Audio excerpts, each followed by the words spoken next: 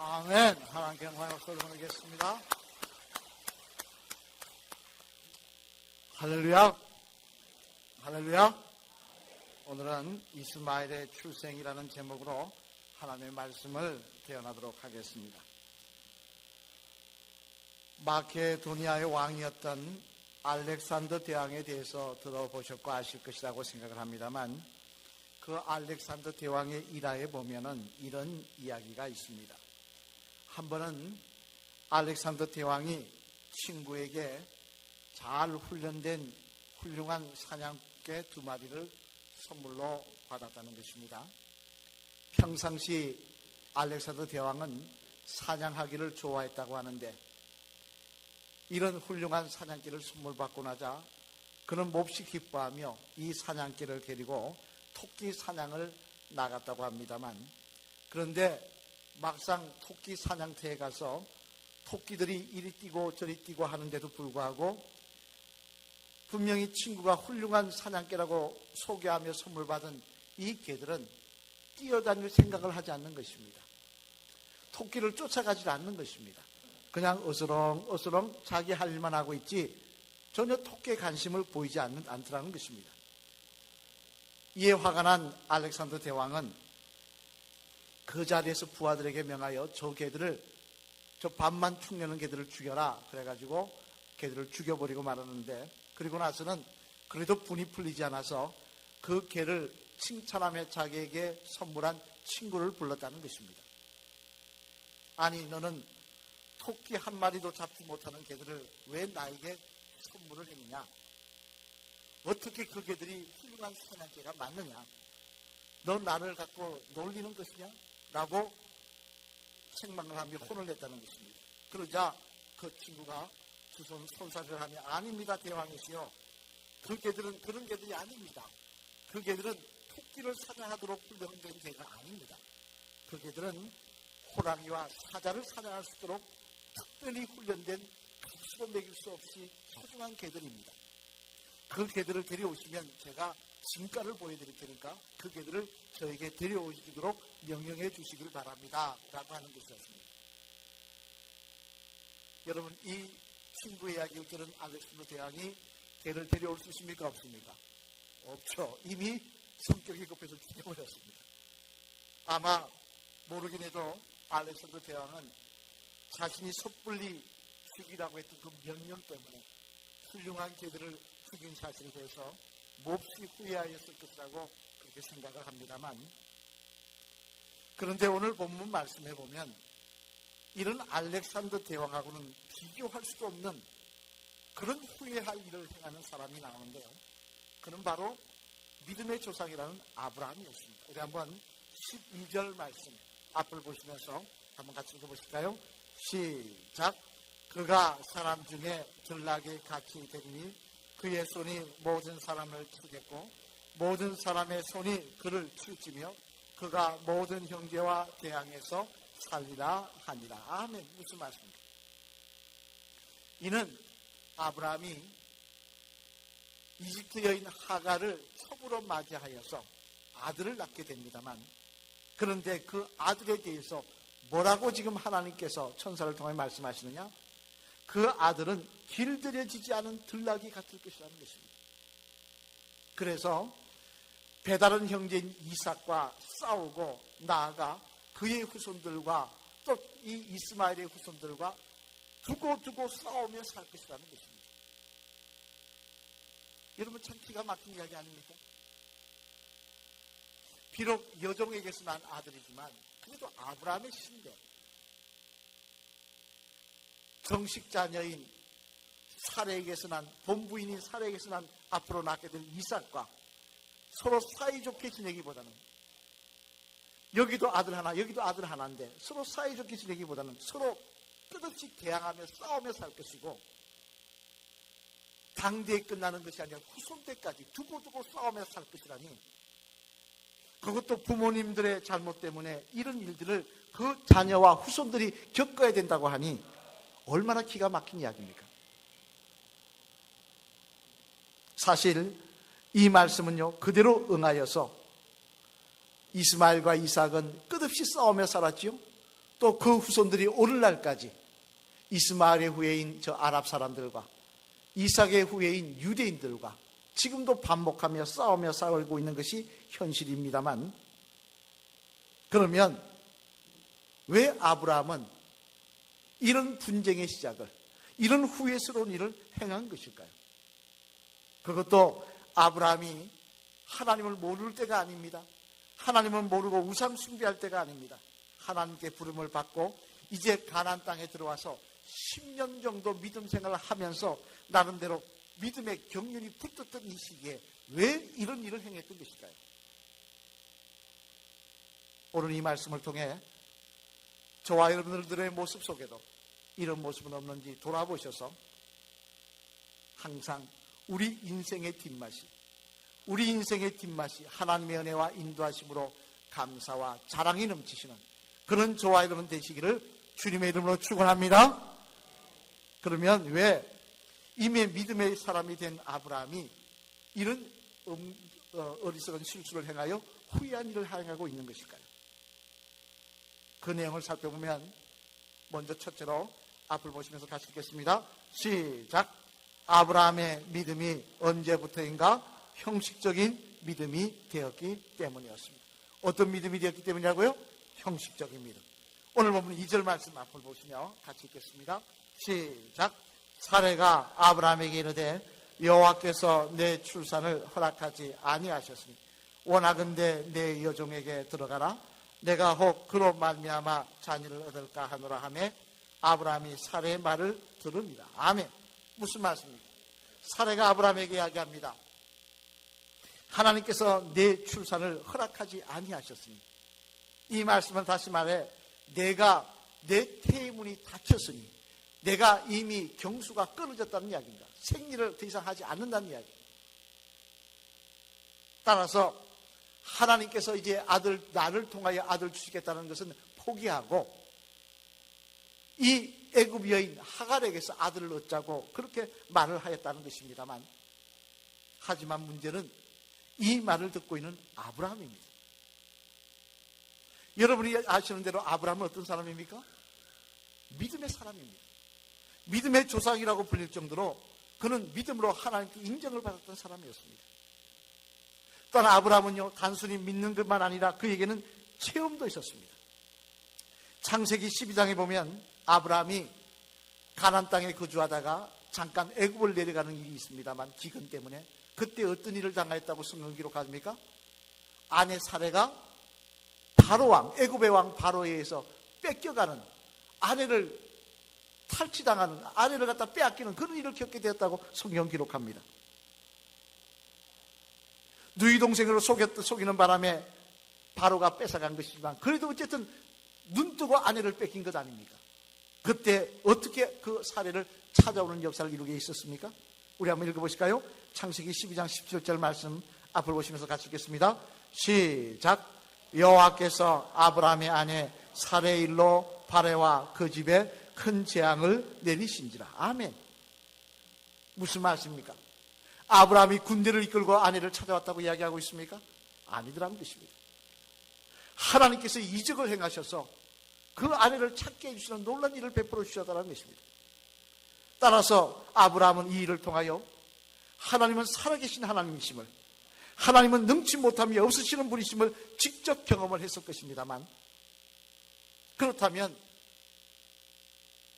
그런 경험이 있는 아브라함이라고 한다면 지금 내 태가 닫혀졌으니 아들을 놓는 것을 포기해야 되겠다고, 다른 여인을 통해서 아들을 낳아야 되겠다고 하는 사례의 말에 그가 어떻게 반응해야 되겠습니까? 무슨 소리 하느냐? 믿음 없는 소리 하지 마라. 하나님은 살아계신 하나님이시고 죽은 자도 살리시는 하나님이시라고 말해야 되는 게 당연한 일인데, 그런데 아브라함은 그렇지가 않다는 것입니다. 10년이라는 세월이 지나면서 아브라함의 믿음이 흔들려버리는 모습으로 그는 아내 사레의 불신앙의 그 말에 그는 동조하고 있더라는 것입니다. 당신 말이 맞다라고 이야기하고 있더라는 것입니다. 얼마 전 책을 읽다 보니까 재미난 글을 읽은 적이 있는데요, 그 책에 보니까 뇌를 연구하는 과학자들에 따르면 남녀가 만나서 서로 사랑하는 것도 화학작용이라고 그렇게 규정을 합니다. 그게 무슨 이야기냐니, 우리가 남자 여자가 처녀 총각 때 만나가지고 서로 감정적으로 끌리게 되면 가슴 두근거리는 것을 우리는 감정의 문제로 아는데, 그러나 사실 과학자들의 의견에 따르면 그것은 감정을 떠나 그런 감정이 들게끔 내 몸에서 화학물질이 분비가 된다는 것입니다. 그래서 우리가 딱 눈에 어떤 마음에 드는 사람을 만나게 되면요, 우리 몸에서 어떤 역사가 일어나느냐? 도파민, 페닐, 아티라민, 옥시토산, 엔돌핀, 이런 화학물질들이 분비되기 시작해서 우리를 흥분시킨다는 것입니다. 그래서 그 화학물질의 영향으로 서로 만날 때마다 가슴이 두근거리고 기분이 좋고 또 보고 싶고 또 만나고 싶고 이런 마음이 들게 만든다는 것입니다. 그런데 재미난 사실은 이런 성분도 1년 6개월이 지나면 더 이상 나오지 않는다고 합니다. 왜냐하면 우리 몸속에 이런 것들이 나오는 것을 방해하는 황체가 생기기 때문에 그렇답니다. 그래서 처음에는 그렇게 좋고 두근거렸던 사람이 시간이 지나면 어떻게 됩니까? 지루해지고 따분해지고 신경질이 나고 그렇게 되더라는 겁니다. 부부도 마찬가지입니다. 처음 만날 때는 결혼할 때는 아이고 어디 갔다가 이제 나타났니? 왜 이제 만났니? 그러다가도 시간이 지나면 어떻게 됩니까? 1년 6개월이 지나고 더 지나면 어떻게 됩니까? 귀신은 못 먹고 사나? 이러고 산다는 겁니다.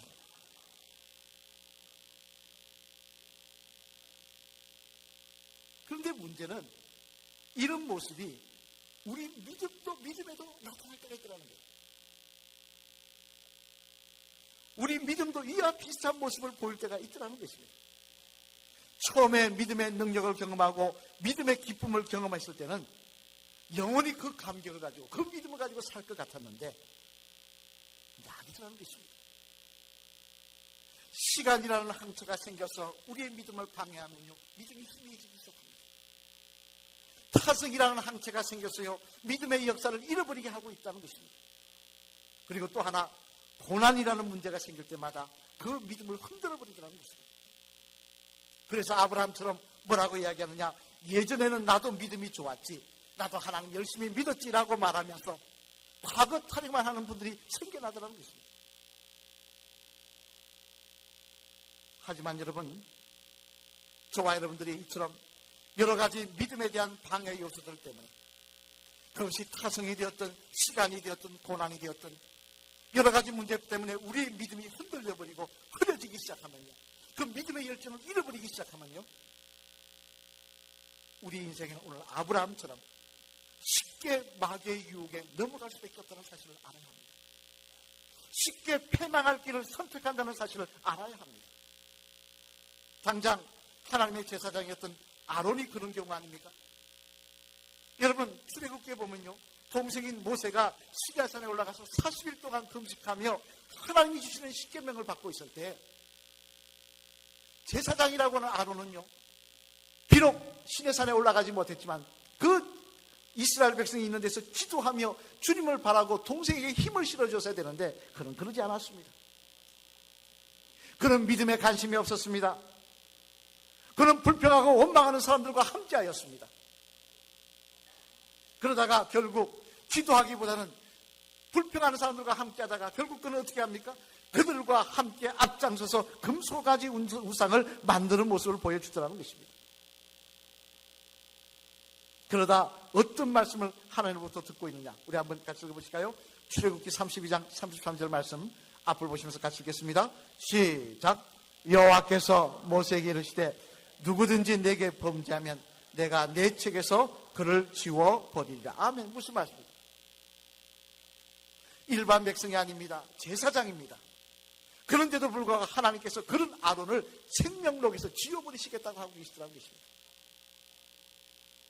만약에 모세가 하나님께 용서를 구하지 않았더라면 아론은 하나님을 섬기는 제사장이라고 하면서도 하나님의 징계를 받아 하나님 나라에 들어가지 못할 뻔하였다는 것입니다.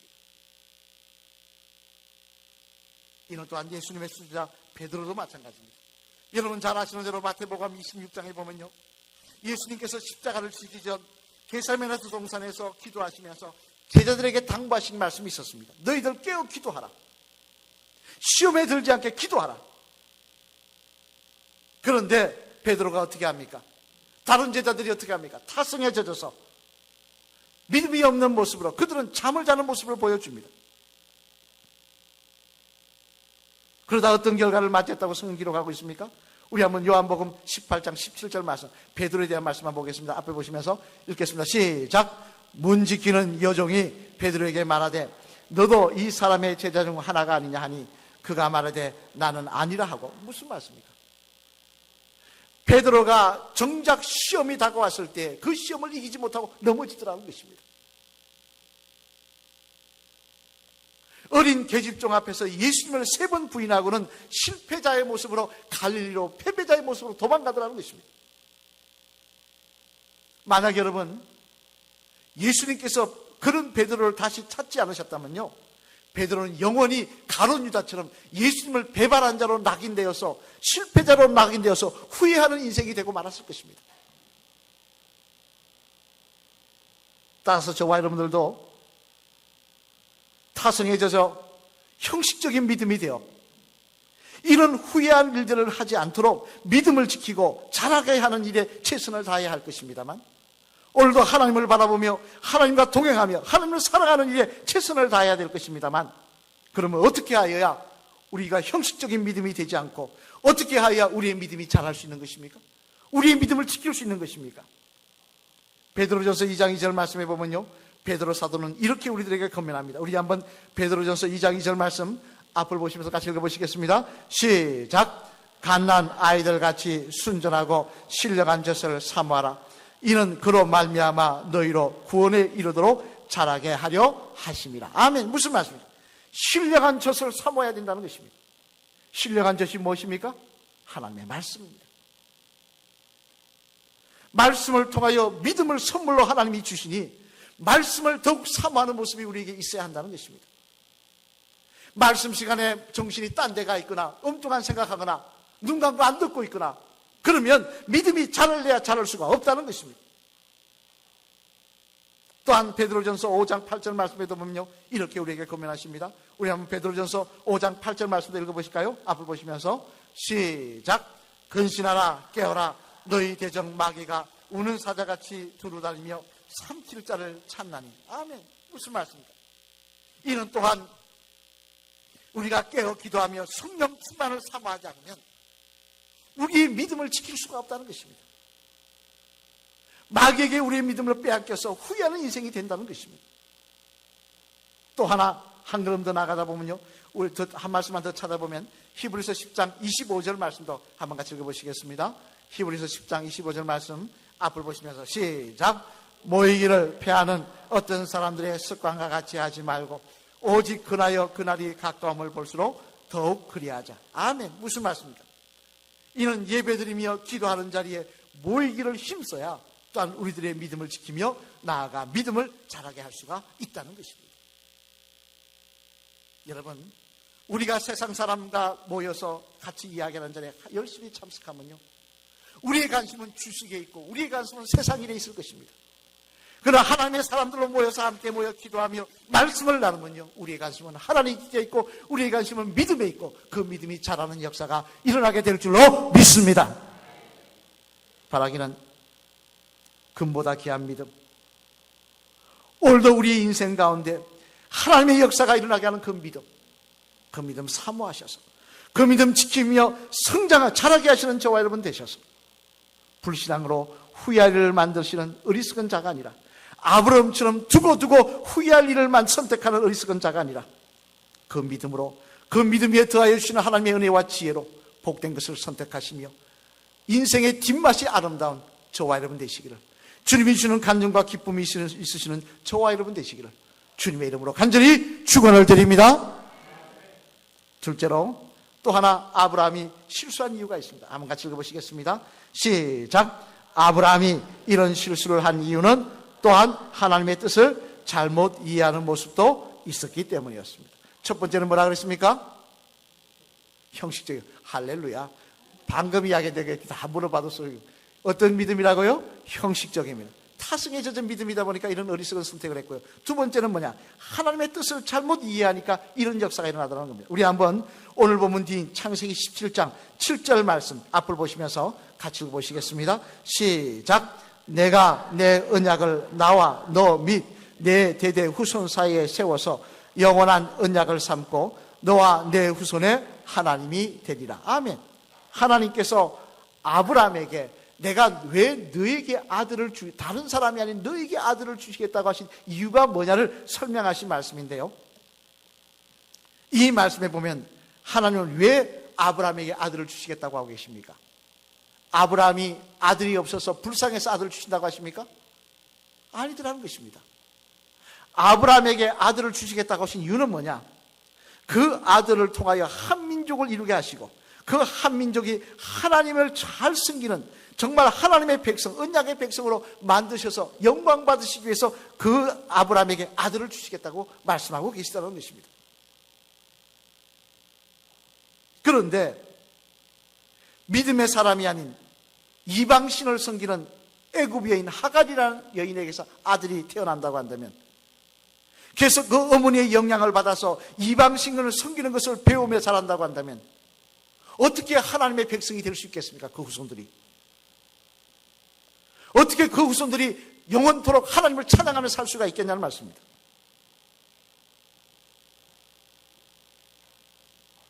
하나님은 하나님을 믿는 백성을 만들기 위해서 믿음의 자녀를 그 안에서 태어나게 하시고 그를 통하여 믿음의 백성을 만들기 원하시는데, 이방신을 섬기는 여인에게서 아들이 태어나면 어떻게 그 아들이 믿음의 백성이 될 수 있겠냐는 말씀입니다.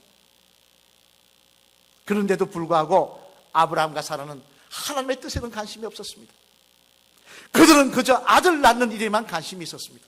자기들이 바라고 뜻하고 기대하던 아들 낳는 일에만 관심을 맞추다 보니까 수단 방법을 가리지 않고 아들 낳는다고 이런 일을 선택했다가 결국 그 일 때문에 두고두고 후회하고 있더라는 것입니다. 여러분, 이런 또한 우리들도 마찬가지라는 사실을 알아야 합니다. 하나님께서는 우리들에게 생명 주시고 건강 주시고 물질 주시고 명예 주셨습니다. 여러분, 솔직히 여러분 냉장고 열어서 다 먹는 거 있지 않습니까? 먹는 거 하나라도 있으면 감사한 인생입니다. 이 지구상에는 그것도 없는 사람들이 4분의 1이 넘어요. 이렇게 해주셨는데 왜 그렇게 해주셨습니까? 왜 우리에게 그 은혜 베풀어 주셨습니까? 잘 먹고 잘 살라고요? 이 땅에서 성공해서 떵떵거리며 남들 무시하며 살라고요? 그거 아니더라는 것입니다. 마태복음 5장 13절 15절 말씀 보면요, 주님은 우리들에게 분명히 기대하시는 것이 있다고 말씀하십니다. 우리 한번 같이 읽어보실까요? 마태복음 5장 13절로 15절 앞을 보시면서 시작. 너희는 세상의 소금이니 소금이 만일 그 맛을 잃으면 무엇으로 짜게 하리요? 후에는 아무 쓸데없어 다만 밖에 버려져 사람에게 밟힐 뿐이니라. 너희는 세상의 빛이라. 숨기지 못할 것이요, 사람이 등불에 켜서 그 말 아래에 두지 아니하고 등경 위에 두나니 이러므로 집안 모든 사람에게 비치느니라. 아멘. 무슨 말씀입니까? 하나님이 우리에게 생명 주시고 건강 주시고 택하여 주셔서 이 자리에 앉혀주신 것은 내가 잘되고 성공하고 잘나서 떵떵거리며 남이 못 누리는 부귀 영화 누리라고 하신 것이 아니라 이 땅의 소금과 빛이 되어서 하나님께 영광 돌리는 삶을 살아가는 것입니다. 하나님의 뜻이 이루어지는 나라를 만들기 위해서 앞장서서 달려가는 삶을 살라고 우리에게 그런 걸 주셨다는 것입니다. 따라서 우리는요, 사는 모습도 세상 사람들과 달라야 됩니다. 돈을 버는 모습도 달라야 됩니다. 세상 사람들은 사기를 치고 악하게 살면서 목적을 이루기 위해서 아들만 낳으면 된다고만 시를 다 할지 모르지만 우리는 그게 아니라는 것입니다. 하나님의 영광을 위해서 살아야 되니까 어떻게 살지, 어떤 믿음의 삶을 살아야 될지 결정하고 그 삶을 향해 나아가는 모습이 있어야 된다는 것입니다. 그런데 실제적으로 우리는 어떻습니까? 제가 옛날에 봤던 기억나는 영화가요, 투캅스라는 영화, 여러분 아시나요? 안성기 씨하고 박종훈 씨 나왔던 옛날 영화입니다. 기억하십니까? 보신 분들 계실 거예요. 그런데 저는 그 영화가 왜 기억이 나냐면요, 그 안성기 씨 때문에 기억이 납니다. 왜냐하면 안성기 씨가 그게 예수님 믿는 경찰로 나오거든요. 교회 나가는 경찰로 나오거든요. 먼 눈에는 뭐밖에 안 보인다고 거기에서 기억이 나는데요. 근데 그 안성기 씨가 어떻게 설정이 되어 나오느냐 하니까 교회는 다니는데 어떻게 하느냐. 남의 가게에 가서 삥을 떴습니다. 돈 떴습니다. 남의 물건 가져가면서 돈도 안 냅니다. 그리고는 그 돈 중에 일부를 11조라고 떼어서 하나님 앞에 바칩니다. 그러면 기도합니다. 하나님 축복해달라고. 비꼬은 거죠. 너희 믿는 사람들이 이렇게 살고 있지 않느냐고 비꼬고 있는 거죠.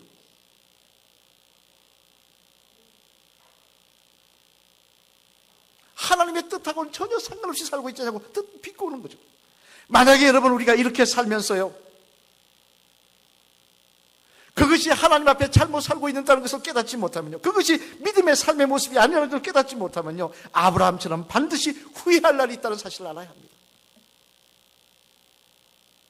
마태복음 7장 21절 말씀을 보면 주님은 뭐라고 말씀하십니까? 우리 한번 같이 읽어보실까요? 한번 앞을 보시면서 같이 읽겠습니다. 마태복음 7장 21절 시작. 나더러 주여 주여 하는 자마다 다 천국에 들어갈 것이 아니요 다만 하늘에 계신 내 아버지의 뜻대로 행하는 자라야 들어가니라. 아멘. 무슨 말씀입니까? 우리가 왜 이 자리에 앉아 있습니까? 천국에 들어가기를 소망해서가 아닙니까? 하나님이 주시는 영광을 누리기를 소망해서 있는 거 아니겠습니까? 그런데 나는 하나님의 자녀라고 이야기해도 하나님 나는 너를 모른다고 하시겠다는 것입니다. 네가 언제 내 뜻대로 살았냐고 말씀하고 계신 것입니다. 네가 어떻게 믿음의 자녀라고 말씀하고 있는 것입니다. 여러분 하나님 앞에 갔을 때요, 내가 생명 끊어 하나님 앞에 갔는데 나는 하나님의 자녀입니다. 나는 평생을 믿었습니다. 내가 장로입니다. 내가 집사입니다. 내가 권사입니다. 내가 목사입니다. 이야기하는데 하나님 너 모르신다고 하면 그것만큼 후회할 일이 어디 있겠습니까?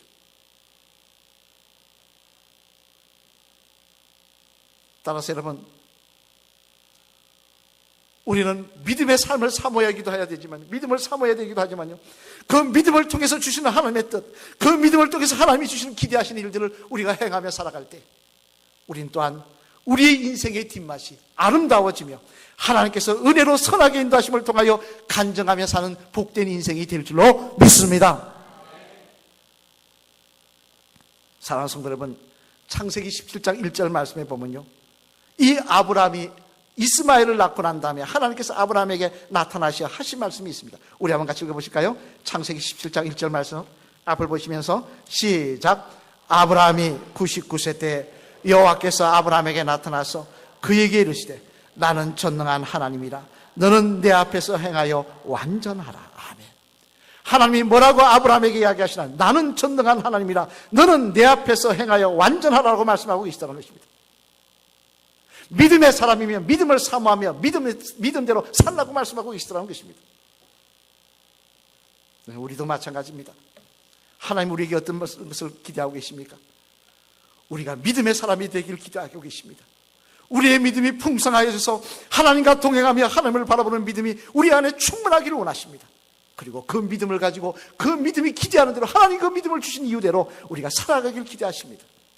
그럴 때 하나님은 우리 인생길에서 동행하여 주시며 우리 인생의 뒷맛이 아름답게 하여 주시며 마귀가 감히 우리를 넘보지 못하도록 우리를 실족하게 하지 못하도록 우리에게 지혜와 능력을 더하여 주셔서 승리하는 삶을 살게 하실 줄로 믿습니다. 마지막 시간 우리 한번 따라 하시겠습니다. 집사님, 하나님은 집사님에게 성장하는 믿음과 하나님 뜻대로 행하시는 바른 믿음의 모습을 기대하십니다. 그런 집사님 되셔서 후회하는 삶이 아닌 축복과 간정이 넘치는 집사님의 인생길이 되시길 바랍니다. 할렐루야. 아멘. 저는 소망합니다. 저와 여러분의 인생이 후회가 점철된 인생이 아니라 하나님이 주시는 간증과 기쁨과 자랑이 넘치는 그런 인생길이 되시기를 소망합니다. 요한일서 5장 4절 말씀 우리 한번 같이 읽어보실까요? 앞을 보시면서 시작. 무릇 하나님께로부터 난 자마다 세상을 이기느니라. 세상을 이기는 승리는 이것이니 우리의 믿음이니라. 아멘. 하나님을 사모하는 믿음, 하나님과 동행하기를 원하는 믿음, 더 하나님 뜻대로 살기를 원하는 믿음, 이 믿음이 있을 때 하나님 우리를 승리하게 해주신다는 것입니다. 저와 여러분에게 승리를 찬양하며 기뻐하며 간증하게 하여 주실 줄로 믿습니다. 바라기는 오늘도 하나님의 자녀인 우리들에게 하나님의 기대하시는 이 믿음이 성장하는 일, 믿음을 지키는 일, 또 더 나아가 그 믿음대로 살아가는 일이 저와 여러분의 자랑이 되셔서 아브라함처럼 후회하는 인생이 아니라 하나님의 은혜와 사랑을 간증하며 살아가시는 인생의 뒷맛이 좋은 저와 여러분 복된 주의 성도들 되시기를, 그런 저와 여러분 되시기를 주님의 이름으로 간절히 축원을 드립니다. 우리 찬양하시겠습니다. 세상 흔들리고 우리 찬양하시겠습니다.